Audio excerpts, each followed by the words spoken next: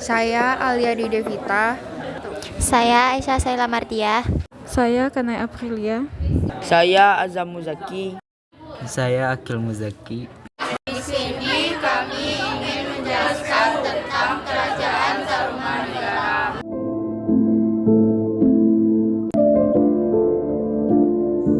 Kerajaan Tarumanegara adalah kerajaan bercorak Hindu yang terletak di tepi Sungai Citarum, Jawa Barat. Para ahli berpendapat bahwa kerajaan paling tua yang pernah berdiri di Pulau Jawa adalah Kerajaan Tarumanegara. Keberadaannya diperkirakan sezaman dengan Kerajaan Kutai di Kalimantan Timur. Sumber sejarah mengenai keberadaan Kerajaan Tarumanegara terdapat dalam catatan perjalanan seorang musafir Tiongkok bernama Fahian atau Fahien. Nama lain Kerajaan Tarumanegara menurut catatan Fahien adalah Tolomo. Pada 414 Masehi, Fahien pernah terdampar di Tolomo selama 5 bulan. Nama Tolomo ini diperkirakan sebagai sebutan Tiongkok untuk Kerajaan Tarumanegara. Selain catatan Fahien, bukti keberadaan Kerajaan Tarumanegara juga diperkuat dengan prasasti-prasasti peninggalannya. Pendiri Kerajaan Tarumanegara adalah seorang Maharesi dari Salankayana, Bharata, India yang bernama Jayasingawarman. Jayasingawarman datang ke Indonesia karena kekacauan dan penjajahan oleh pasukan Maharaja Samudragupta dari Kerajaan Magadha di tanah leluhurnya. Sesampainya di Nusantara, Jayasingawarman diterima oleh Raja Dewawarman VIII di Kerajaan Salakanagara. Bahkan Jayasingawarman dinikahkan dengan salah seorang putri Raja Dewawarman. Setelah itu, Jayasingawarman membuka wilayah yang diperkirakan di sekitar Bekasi atau Bogor sekarang dan mendirikan Kerajaan Tarumanegara pada 358 Masehi. Jayasingawarman diperkirakan wafat pada 382 Masehi dan dimakamkan di dekat Kali Gomati, Bekasi. Setelah itu, Raja Kerajaan Tarumanegara yang berkuasa adalah Dharmayawarman pada tahun 382 sampai 395 Masehi.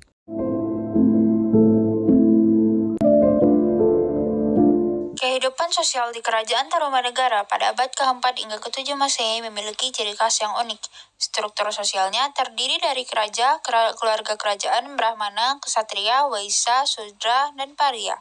Kehidupan sehari-hari masyarakat Tarumanegara diisi dengan aktivitas pertanian, perdagangan, perikanan, dan pelayaran. Mereka juga mengembangkan kerajinan tangan seperti tekstil, logam, dan kayu. Upacara keagamaan Hindu-Buddha juga menjadi bagian penting. Sistem pemerintahannya berupa monarki absolut dengan raja sebagai pemimpin tertinggi.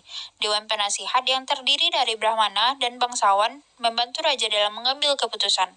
Sistem administrasi desa juga terorganisir. Pendidikan dan kebudayaan di Tarumanegara meliputi pengajaran agama Hindu, bahasa Sanskerta dan Jawa kuno, serta sastra dan puisi. Seni dan arsitektur seperti candi dan prasasti juga berkembang pesat. Masyarakat Tarumanegara juga melakukan berbagai kegiatan sosial seperti upacara keagamaan, festival dan pertunjukan seni, serta permainan tradisional. Peran perempuan juga penting dalam pengasuhan rumah tangga, pertanian, perdagangan, serta pendidikan agama dan tradisi. Meskipun demikian, kondisi Tarumanegara juga menghadapi perbedaan sosial dan ekonomi, serta konflik dengan kerajaan lain.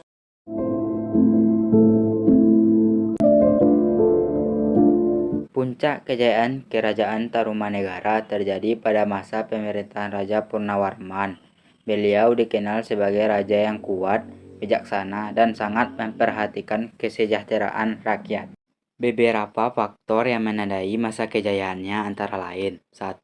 Pembangunan infrastruktur. Salah satu pencapaian terbesar Purnawarman adalah pembangunan saluran irigasi sepanjang 6.122 tombak. Proyek besar ini sangat bermanfaat untuk pertanian dan meningkat produksi pangan. 2. Ekspansi wilayah. Di masa pemerintahannya, Kerajaan Tarumanegara mengalami perluasan wilayah. Hal ini mengindikasikan kekuatan militer dan pengaruh politik yang besar di kawasan tersebut. 3. Perdagangan yang maju. Letak geografis yang strategis membuat Tarumanegara menjadi pusat perdagangan yang ramai. Berbagai komoditas seperti beras, kayu jati, dan hasil bumi lainnya diperdagangkan dengan wilayah lain.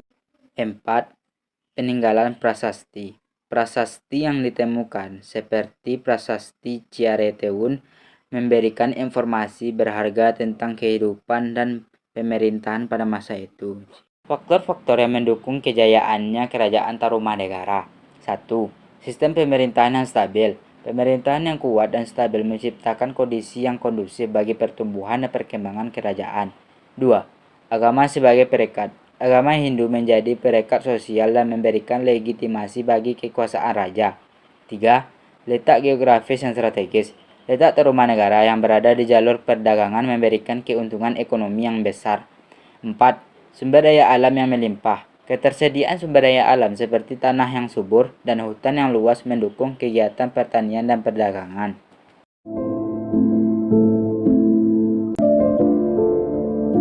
Kerajaan Tarumanegara mengalami masa kemunduran saat dipimpin oleh Raja Sudawarman. Keruntuhan kerajaan ini terjadi pada abad ke-7 Masehi. Beberapa faktor yang menyebabkan kemunduran kerajaan Tarumanegara, di antaranya pergantian penguasa dari Raja Linggawarman ke Raja Tarsbawa.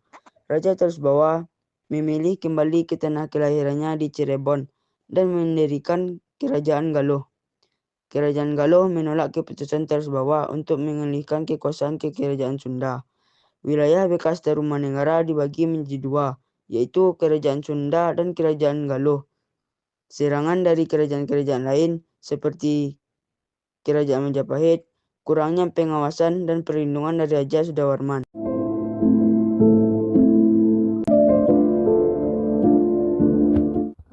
Prasasti peninggalan Kerajaan Tarumanegara. 1. Prasasti Ciaruten ditemukan di Desa Ciaruten Ilir, Bogor.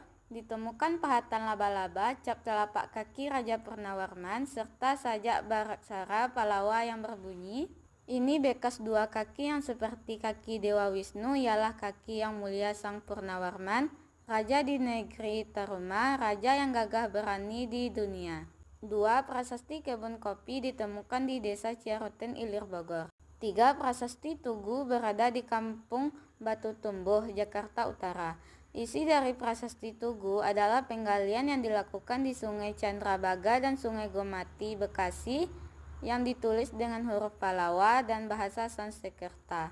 4. Prasasti Pasir Awi berasal dari Belanda bernama Hoepermans. Terdapat telapak kaki dan tulisan Palawa. Namun, sayangnya isi dari prasasti ini belum dapat disimpulkan. 5. Prasasti Cidang Hiang. Prasasti batu yang ditulis dengan teknik pahat berisi pujian-pujian kepada Raja Purnawarman. 6. Prasasti Muara Ciaten.